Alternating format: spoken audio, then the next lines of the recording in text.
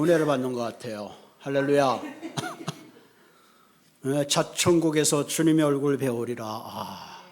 여러분 상상만 해도 너무 좋지 않아요? 우리가 이 땅에 살면서 주님을 어렴풋이 뵀지만은 저 천국 가서 주님 배울 때 그 영광의 강체가 얼마나 굉장할까. 여러분 이런 소망 아무나 갖는 거 아닙니다. 그죠? 너무 감사하죠. 오늘 나누신 하나님 말씀 베드로전서 1장 1절에서 4절까지 말씀 우리 함께 보도록 하겠습니다. 베드로전서 1장 1절서부터 4절까지인데요. 한번 교독하도록 하겠습니다.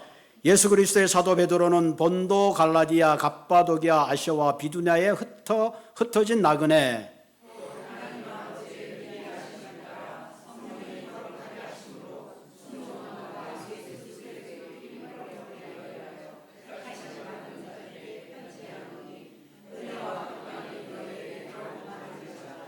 우리 주 예수 그리스도의 아버지 하나님을 찬송하리로다. 그의 많으신 긍휼대로 예수 그리스도를 죽은 자 가운데서 부활하게 하심으로 말미암아 우리를 거듭나게 하사 산 소망이 있게 하시며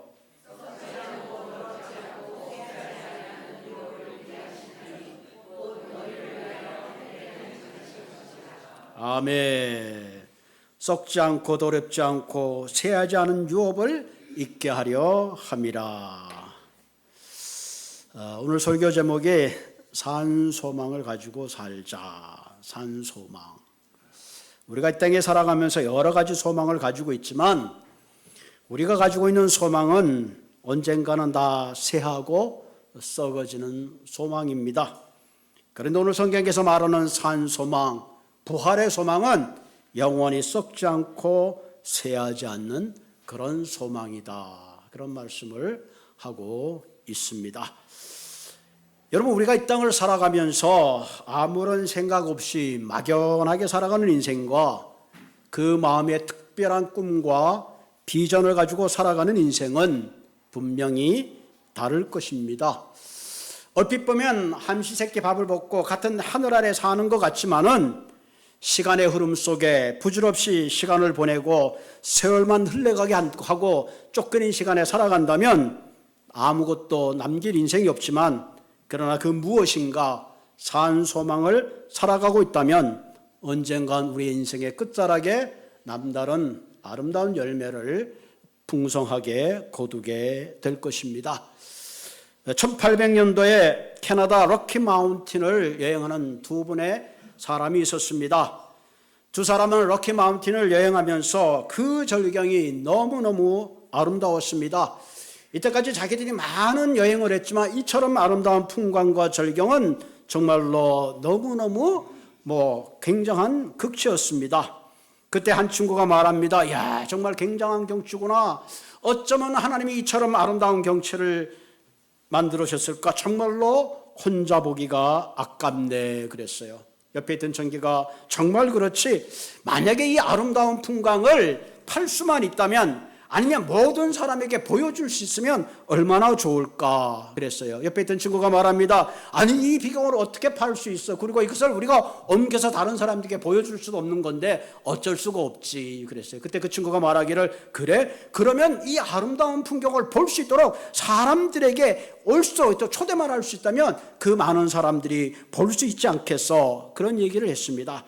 그래서 나중에 이 많은 사람들이 그 풍광을 볼 수 있도록 다리를 놓고 개발한 사람이 있습니다. 그것이 바로 윌리엄 벤 혼이라는 사람인데 그래서 개발된 것이 캐나다의 최고의 관광지인 밴프라고 합니다. 할렐루야. 여러분 캐나다의 밴프, 자스퍼 한번 가보시기 바랍니다. 저도 얼핏 가봤는데 제가 미국에 여행했는데 그처럼 아름다운 데가 없어요. 다시 한번 가보고 싶어요. 아마 안 가보신 분들은 한 번쯤 가보시고 우리 이명구 집사님 서부 지역을 다 돌고 오셨는데 한 번쯤 가보시면 굉장할 겁니다. 그곳에 1888년도에 페어몬트 밴프 스프링이라는 호텔이 있습니다. 그때 이 윌리엄 벤 혼인 사람이 미국에 돈을 얻어서 철도를 넣고 그곳에 호텔을 지었습니다. 지금도 그게 히스토리컬 호텔입니다. 그 호텔 객실이 739개가 있고요. 연간 20만 명이 다녀간대요. 그 앞에는 로이스 호수가 쫙 보이는데 정말 기가 막혀요. 저도 한번 거기서 자고 싶어서 인터넷 들어가서 가격이 얼마나 되나, 한 100불 정도 되나 아이고 살펴봤더니 글쎄나 최고 적은 방이 1,300불, 최고 좋은 방은 6,000불. 아 이거 뭐 우리 헌금에도 못 갈 것 같아. 그 한 사람의 꿈과 비전이 지금도 수많은 사람들에게 밴프와 자스퍼와 캐나다를 여행하면서 하나님의 위대함을 노래하게 된다는 것입니다. 모두가 불가능하다 할 때에 그래 사람들이 와서 보게 하면 되지 라는 특별한 파스빌리티의 꿈과 비전을 가지고 있을 때에 남다른 비전 가운데 그가 남긴 호텔은 아주 수많은 사람들이 그 곳에서 루이스 호수를 보면서 아름다운 절경을 구경할 수 있게 되었다 하는 얘기입니다. 여러분, 저와 여러분들은 예수 그리스도를 믿는 크리스찬들입니다. 똑같은 삶을 살고 있고 똑같은 세상을 살고 있지만 우리에게는 남다른 소망이 있어요. 무슨 소망? 하늘의 소망, 부활하신 주님의 소망.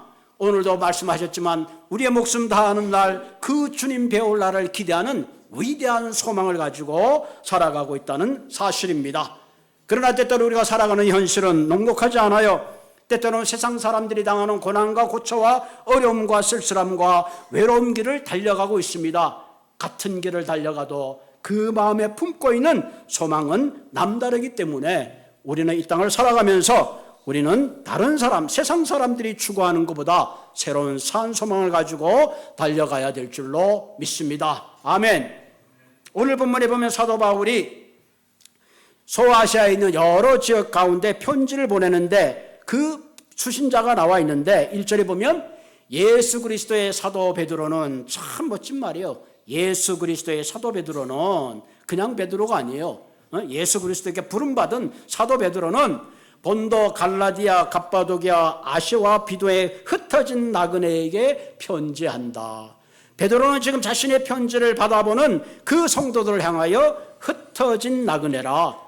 로마의 박해로 인하여 기독교인들이 천지사방으로 흩어졌습니다. 이런 사람들을 베드로는 나그네라. 영어로 보니까 엘리언 이렇게 됐어요. 엘리언. 여러분 영주권에 이렇게 돼 있잖아요. 미국의 거주증입니다. 거주증. 미국에 속한 사람이, 시민권은 미국에 사는 속한 사람이지만 거주하는 나그네죠. 이 나그네라는 것은 잠시 거주했다가 본향으로 가야 되는 그런 사람을 말하는 거죠. 사실은 바벨론 포로 때 많은 예루살렘의 사람들이 흩어졌어. 대부분의 사람들은 더러웠지만 대부분의 사람들은 그곳에 삶을 정착하고 또 자신의 본토의 발음을 잃어버리고 그리커를 사용하는 많은 사람들이 있었습니다. 그런 사람들을 성경에서는 디아스포라라고 그럽니다.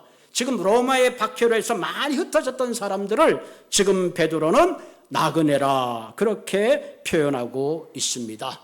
여러분 AD 56년에서 64년 14년 동안 로마 황제가 통치를 했습니다. 64년 7월 18일 날 6일 동안 밤낮으로 로마 전체가 불에 탔습니다. 얼마나 많이 도시가 불을 탔는지 거의 뭐 다 타다시피 했어요. 그때 로마 황제는 그 엄청난 화재, 사실은 그 화재는 그 로마의 원형 경기장에서부터 불거져 나왔다는 거죠. 그런데 그 화살을 기독교인을 지목하게 됐고 그래서 많은 사람들이 로마의 그 큰 재앙으로 인해서 흩어지고 핍박받게 돼서 그래서 그 압정을 견디지 못하고 고향을 떠나서 곳곳으로 흩어지게 된 겁니다. 그런데 신기한 건요, 이처럼 곳곳으로 흩어지는 그들을 통해서 하나님의 이 땅에 복음의 씨가 떨어지고 교회가 세워지게 했다는 사실입니다. 참으로 놀랍죠. 사실 이방 선교의 문을 연 사람은 바울입니다. 바울을 통해서 소아시아와 유럽의 선교의 문이 열렸습니다. 그 전에 이미 누구로부터 열렸냐 하면은 사실은 흩어진 그런 디아스포라를 통해서 하나님의 복음의 씨가 뿌려졌던 것입니다. 때때로 하나님의 복음은 가만 보면 역사적으로 굉장히 신비합니다. 때로는 흩어짐을 통해서, 고난을 통해서, 환난을 통해서 하나님은 하나님의 나라를 확장시키고 있다는 사실입니다. 여러분들이 고향을 떠난다는 게 얼마나 힘든 일입니까? 그 당시에는 힘들고 어려웠지만 그러나 그들의 삶 속에 예수 그리스도의 부활의 소망을 가지고 있었기 때문에 그들은 어디를 가든지 복음의 씨를 내리고 그곳에 그리스도의 나라를 확장하는 아름다운 삶을 살 수 있었다는 사실입니다. 그런 의미에서 어떻게 저와 여러분도 뭐 미국에 왔지만 사실 우리 이민자입니다. 어떻게 보면 나그네요 디아스포라와 같은 그런 존재입니다. 여러분 이민 와서 제일 먼저 겪는 게 뭐예요? 언어적인 장벽이죠. 옛날에는 자신 있는데 왜 이렇게 언어가 안 되는지, 특히 캘리포니아 살면 더 언어가 안 돼. 우리도 유학 오는 사람이 이렇게 뭐 클레몬트나 이렇게 캘리포니아 온 유학생들이 있고, 아니면 동부나 한국 사람이 넘들어간 유학생들인데 그 친구들만 영어를 잘해. 근데 우리를 만나보면 뭐 이렇게 미국에 언제 왔다고 얘기를 할 수가 없어. 이렇게 가만히 봤더니 왜 그런가, 머리가 나빠서 그런가 봤더니 미국 사람을 만나볼 필요가 없게 살기 때문에 그래. 여러분 한국 목회하고 한국 밥 먹고 한국 마켓 다니고 한국 뭐 옷 사러 다니고 영어 할 때가 있어야지.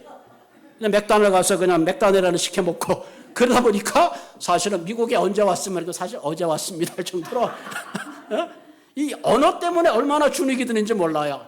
한 번은 팍 미국 사람들에게 싸우고 싶어도 말이 돼야지. 그래서 아마 덜 싸우는지도 몰라요. 어쨌든 간에 언어 때문에 갖는 이 스트레스 사실 굉장해요. 뭐 하나 막 그냥 자신 있게 하고 싶은데 그거 안 돼가지고 막 참을 내니까 속에서 그냥 우라통이 터지니까 쓸데없이 가정에서 그것이 폭발하기도 하고 상대적으로 엉뚱한 데서 폭발하기도 합니다. 또 직장의 어려움 얼마나 없어요. 특히 자녀들 키우다 보면요, 이 부모님들은 열심히 일하다 보면 자녀는 학교 가서 영어가 되죠. 뭐 그냥 좀 어려워서 물어보려고 그러면 난 요 비즈니스 그러면 똑장이 무너지는 거예요. 여러분들의 고생해서 자녀들은 또 다른 삶의 단계로 나아가요. 때때로 여기서 자녀를 키우다 보면 가끔 속상할 때가 있어요. 우리도 이제 뭐 딸이 둘이 있고 아들이 있지만은 뭔가 깊은 대화를 못 하겠어. 도대체 이 친구가 아버지가 뭘 하는지 모르는 것 같아. 한국에서 얼마 전에 조카가 와서 맥다날에 앉아서 이런저런 얘기하면서 인생을 상담해 주면서 그런 아쉬움이 있더라고요. 이게 이렇게 말이 되니까 좋구나. 말이 되니까. 여러분 자녀 키우지만 꼭 뭐 하숙생 키우는 것 같아. 어떨 땐 속상해. 그런 스트레스 얼마나 많이 받아요. 사실 굉장히 많이 받습니다. 어떻게 보면 우리도 미국에 사는 것이 이런 디아스포라와 나그네와 같은 그런 인생을 살고 있어요. 그러나 이런 나그네의 삶이지만 여러분 미국에 살면서도 우리가 모여서 예배할 수 있고 이렇게 우리가 신앙생활을 지킬 수 있고 함께 예배드리며 함께 의지하고 믿음 가운데 나아갈 수 있다는 것이 얼마나 큰 소망인지 모릅니다. 이처럼 우리가 비록 이민이라는 척박 환경 속에 살고 있지만 그럼에도 불구하고 우리가 잊지 말아야 될 것이 있는데 그것이 바로 영원한 부활의 소망을 품고 산 소망을 품고 살아야 된다는 사실입니다. 그럼 우리가 이렇게 산 소망을 품고 살기 위해서는 어떻게 해야 되느냐? 오늘의 본문은 세 가지를 이야기하고 있습니다. 첫째, 가장 중요한 것이 뭐냐면은 하나님이 나를 택하셨다는 소명의식입니다. 여러분 2절을 한번 읽어보십시다. 시작. 곧 하나님 아버지의 미리 아심을 따라 성령이 거룩하게 하심으로 순종함과 예수 그리스도의 핏부림을 얻기 위하여 택하심을 받은 자들에게 편지하노니 은혜와 평강이 너희에게 더욱 많을지어다. 너무 멋있죠? 택하심을 받은 자다.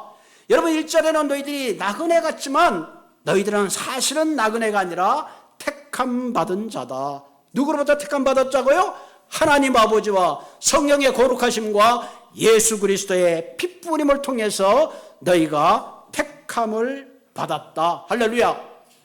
너희들이 우연히 이렇게 온 것이 아니다. 하나님의 예정하심에 의해서 하나님의 미리 하심을 위해 택함 받은 존재라는 사실입니다. 사실 여러분 가만히 내가 미국에 온 거 생각해 보면 그냥 뭐 우연히 온 거 아니라는 거죠. 하나님이 다 아브라함을 인도하는 것처럼 내 삶 가운데 나를 선택하셔서 여기까지 부르시고 여러분이 이곳에 앉아있게 하셨다는 사실입니다. 여기 보면 하나님 아버지의 미리 아심이라 foreknowledge of the God of the Father, 하나님의 속성 중에 하나가 미리 아신다는 것, 미리 아신다. 이것을 우리가 신학적으로 예정이란 말을 씁니다. 다시 말해 하나님이 우리를 미리 아신다는 얘기는 단순히 아는 것이 아니라 아담이 하와를 알듯이 특별히 아는 것을 말하는 겁니다. 그래서 요한 웨슬레는 이런 하나님의 미리 아심을 선제적인 은총이라 프리비넌스 그레이스라 그렇게 말합니다.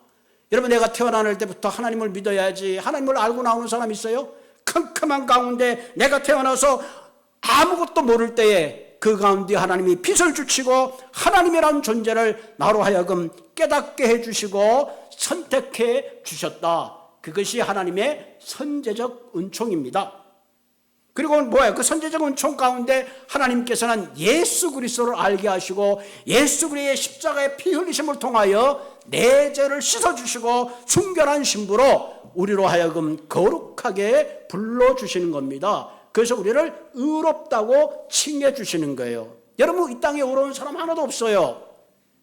그러나 예수 그리스도의 피가 우리를 씻어주시고 의롭게 했기 때문에 거룩하신 하나님 앞에 나와서 우리가 예배할 수 있는 거예요. 구약에서는요, 아무도 하나님의 지성소에 들어갈 수가 없었어요. 그것도 1년에 한 번은 대제사장이 뽑기를 해가지고 그 옷에 방울을 달고 들어갔어요. 왜? 함부로 들어갔다가 하나님의 거룩하심 앞에 죽기 때문에 그랬습니다.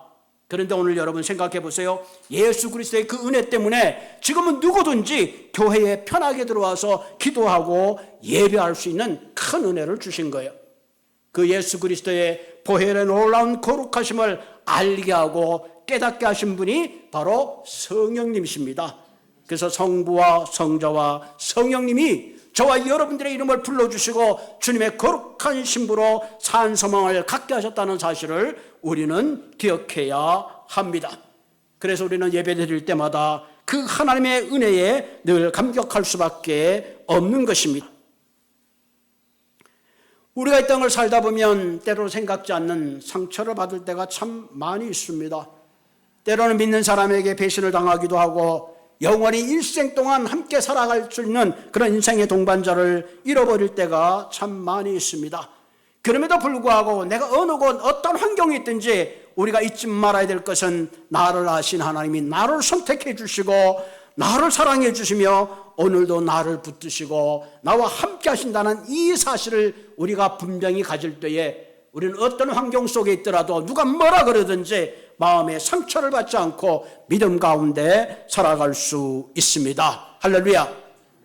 이처럼 하나님은 우리를 선택해 주셨습니다. 나를 불러주셨습니다. 여러분, 한 가지 중요한 건요, 기독교는 커뮤니티, 공동체입니다. 커뮤널 공동체예요. 그 얘기 뭐예요? 하나님이 나만 불러준 게 아니라 여러분 좌우에 있는 사람들을 불러주신 거예요. 하나님은 나만 존귀하게 여긴 게 아니라 여러분들이 함께 얘기하고 있는 그 기독교 공동체 한 사람 한 사람을 존귀하게 여기신 분이에요. 그렇다면 어떤 형제도 내가 그에게 상처를 주고 아프게 하고 교만하게 할 하등의 이유가 없는 겁니다. 하나님은 따라합시다. 하나님이 나를 부르시고 선택해 주셨다. 아멘. 내가 좀 가진 게 없어도, 내가 좀 배운 게 없어도, 내가 좀 성질이 급해도, 내가 별 볼 일 없어도 한 가지, 하나님이 나를 불쌍히 여기시고 선택해 주셨다는 그런 그리스도의 분명한 정체성을 가지고 살아가기를 주님의 이름으로 부탁을 드립니다. 두 번째, 우리가 산 소망을 가지고 살기 위해서는 산 소망의 능력을 알아야 합니다. 자, 우리의 산 소망의 능력은 어디로부터 오는가? 그것은 부활로 통해서 오는 겁니다. 오늘 본문 3절에 보면 같이 읽을까요? 시작. 우리 주 예수 그리스도의 아버지 하나님을 찬송하리로다. 그의 많으신 국률대로 예수 그리스도를 죽은 자 가운데서 부활하게 하심으로 말미암아 우리를 거듭나게 하사 산 소망이 있게 하셨다. 자, 우리의 소망은 죽었다가 살아나신 예수 그리스도를 통해서 산 소망을 갖는다 하는 겁니다. 그래서 베드로는 그 하나님, 그것을 찬송하라는 거예요. 이런 로마의 박해로 인해서 천지사방으로 흩었던 그 사람들에게 어떤 마음의 여유가 있겠습니까? 얼마나 힘들고 얼마나 척박한 삶을 살았겠습니까? 그런데 베드로는 이들에게 그 하나님을 찬송하라는 거예요. 여러분, 찬송에는 세 가지 뜻이 있습니다. 하나는 히브리 말로 야단인데요, 찬양과 감사와 고백의 의미가 있고요. 또 하나는 자마르라 그래서 이것은 소리를 높여서 하나님을 찬송하는 거고요. 세 번째는 우리가 하랄이라 해서 시편에 하랄이 나오는데 이 하랄에서 나온 게 할렐루야예요. 찬양받기에 합당하신 하나님이라고 찬양하라는 거죠. 자, 우리가 처한 환경에 하나님을 찬양할 수 있는 환경이 안 됩니다. 그런데 베드로는 무엇을 얘기해요? 예수 그리스도 살리신 그 하나님의 산 소망이 있기 때문에 너희들은 그 소망을 붙들고 하나님을 찬양하라, 그렇게 말하고 있습니다. 산 소망이요, 리빙 호프 아니에요. 리빙 호프. 우리도 예수 그리스도와 같이 부활할 수 있는 그 영광을 보고 하나님을 찬양하라 하는 겁니다. 이것이 바로 부활의 능력의 소망입니다. 부활의 소망은 우리로 하여금 거듭나게 한다. 거듭나게 한다. 그런 의미. 다시 말하면 부활의 능력은 우리로 새롭게 한다. 예수님이 죽은 지 부활하신 다음에 하늘로 올라가신 다음에 하나님 우편에 앉아 계십니다. 그리고 제자들에게 말하죠. 내가 다시 오마 약속하셨습니다. 예수 그리스도의 부활은 단순히 죽었다가 살았다는 것이 아니라 우리의 생명 또한 그리스도와 함께 부활할 것을 약속해 주시는 겁니다. 그래서 그 부활이 우리의 영원한 소망이 되는 겁니다. 로마서 6장 4절에 보면 그러므로 우리가 그의 죽으심과 합하여 세례를 받았으므로 그와 함께 장세되었나니, 여러분 예수 그리스도가 죽었다는 말 속에는 내가 그리스도와 함께 죽었음을 고백하는 거예요. 이는 아버지의 영광으로 말미암아 그리스도를 죽은 가운데서 그리스도를 죽은 자가 살리신 같이 우리 또한 새 생명 가운데 살리려 하심이라. 아멘. 이 믿음이 있기 때문에 그리스도인들은 사자 앞에서 두려워하지 않았고 어떤 삶의 처지 앞에서도 그들은 하나님을 원망한 것이 아니라 하나님을 찬양할 수 있었습니다. 여러분 100세 시대라 그러지만 육신은 다 세잔에서 죽을 수밖에 없어요. 인생은 죽으면 끝이라고 생각하는 사람은 정말로 바보 같은 생각입니다. 인생은 죽음으로 끝나는 게 아니라 다시 한번 그리스도의 영광의 몸으로 부활하는 겁니다. 그렇기 때문에 우리의 부활의 소망은 그리스도 안에 있습니다. 그것이 우리의 영원한 산 소망이 될 수 있습니다. 그래서 마태복음 4장 4절에 예수께서 대답하여 가라사대 기록되어 있어 사람이 떡으로만 사는 것이 아니요 하나님 입으로 나오는 모든 말씀으로 사는 것이다. 우리가 떡으로 우리의 인생을 100년을 유지한다면 그리스도의 말씀은 우리로 하여금 영원히 살게 하는 산 소망이 되기 때문에 그렇습니다. 그래서 갈라디아서 2장 20절 우리가 너무나 잘 아는 말씀이잖아요. 내가 그리스도와 함께 십자가에 못 박혔나니. 이 말은 나는 그리스도와 함께 죽었다는 거예요. 그런즉 이제 내가 사는 것은 내가 사는 것이 아니라 오직 내 안에 계시는 그리스도 예수를 믿는 믿음 가운데 사는 것입니다. 그래서 그리스도인들은 내가 어떤 환경에 처하든지 자족할 수 있는 이유가 거기에 있는 겁니다. 내가 부할 때도 자족하고 가난할 때도 가족하고 내가 어떤 환경 속에서도 컨텐트 그리스도 한 분만으로 만족하고 자족할 수 있는 능력이 어디서 오느냐? 부활하신 예수를 믿는 믿음 가운데 있는 겁니다. 한 번 죽는 것은 사람에게 정하신 것이요 후에는 심판이 있다 그랬습니다. 누구든지 그리스도의 심판을 면할 길이 없어요.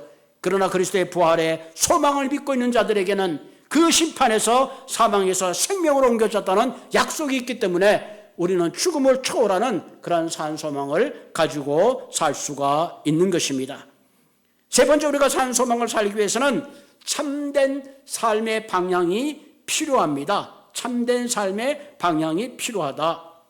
여러분, 내가 이 땅에 누리는 모든 것, 여러분, 우리의 삶이 끝나는 날 가지고 갈 수 있는 건 아무것도 없어요. 그래서 오늘 본문 4절에 뭐라 그랬어요? 썩지 않고 더럽지 않고 쇠하지 않은 유업을 있게 하시니 곧 너희를 위하여 하늘에 간직하시느라. 이 땅에 있는 거 다 썩고 다 쇠하는 겁니다. 쇠하지 않는 건 하나도 없어요. 그래서 우리는 우리의 산소망은 세상에 집착하는 것이 아니라 그리스도 안에 산소망을 꿈꾸고 디아스포르처럼 그런 꿈을 가지고 살아갈 것을 원하는 거죠. 하나님이 우리를 위한 유업은 영원하신 하나님의 나라입니다. 나그네가 돌아갈 진정한 본향의 집입니다. 이런 산소망을 분명히 가지고 있는 사람은 이 땅에 큰 기대를 걸고 목숨을 거는 것이 아니라 하나님의 영광을 보기 때문에 이 땅에서 나누고 섬기고 베푸는 삶이 가능한 것입니다. 여러분, 이 땅에 있는 것이 다 내 것이 아닙니다. 영원한 건 하나도 없어요. 모든 것들은 다 없어지게 되어 있습니다. 그렇기 때문에 하늘의 소망을 가진 사람은 물질을 바른 곳을 향하여 사용합니다. 시간을 의미 있는 곳에 투자합니다. 그리고 영원한 가치인 사랑을 위해서 살아가는 거예요. 하나님은 사랑이시라 그랬습니다. 보이지 않는 하나님을 사랑하는 길은 눈에 보이는 사람을 사랑하는 거예요. 보이지 않는 하나님을 사랑하는 길은 누군가 힘든 사람에게 용기를 주는 겁니다. 보이지 않는 하나님을 사랑하는 것은 누군가 울고 있는 사람들의 눈물을 닦아주며 그들의 기쁨이 되어주고 그들의 노래가 되어주는 삶을 살아야 된다는 사실입니다. 한 번은 세일즈맨 컨테스트가 있었는데 자신의 제품을 가장 잘 설명하고 홍보하는 사람들에게는 벨소리와 함께 박수를 치고 별을 달아주기로 했다고 합니다. 한 번은 보험 세일즈만이 자기의 보험을 잘 설명했어요. 많은 사람이 박수를 보내고 큰 벨이 울리고 별을 5개를 받았습니다. 두 번째 사람은 컴퓨터를 파는 사람입니다. 자기 제품이 얼마나 좋은지를 잘 설명했더니 많은 사람이 박수를 치고 그 사람도 별을 4개나 받았다고 합니다. 그리고 마지막 사람, 세 번째 사람이, 그 사람은 책을 파는 사람인데 디지털 시대의 책이면 많이 팔리겠어요. 그래도 자기의 제품을 잘 설명해가지고 별을 받고 별 소리를 듣고 별을 2개나 받았다고 합니다. 마지막 세일즈맨의 차례가 되었는데 이 사람은 자기의 제품을 들고 나오다가 가만히 생각하니까 정말 이 사람이 들어야 될 정말 뭐가 있을까 생각하다가 그는 자기가 알고 있는 복음을 진지하게 설명했습니다. 많은 사람들이 예수 그리스도의 복음을 듣고 조용했습니다. 아무 박수도 아무 벨소리도 없었습니다. 그래서 이 사람이 받은 상이 노벨 프라이즈입니다. 할렐루야. 노벨 프라이즈. 여러분, 사실 이 땅의 박수는요 아무것도 아니에요. 진짜 박수는 하늘의 박수가 필요합니다. 진짜의 별은 하늘의 별이 필요해요. 한 영혼을 구원하는 자에게 하나님께서 그 한 영혼을 구원하는 사람이 하늘의 별처럼 빛나리라 요한계시록에 그렇게 기록하고 있습니다. 사랑하는 성도분, 짧은 인생 사는 동안 하나님이 주신 시간과 하나님이 주신 재능, 이 땅에 유산을 쌓는 곳으로 소진하지 마시고 진정한 세상의 아름다운 사랑을 나누고 섬기는 귀한 삶이 되기를 주님의 이름으로 부탁을 드립니다. 같이 기도하겠습니다.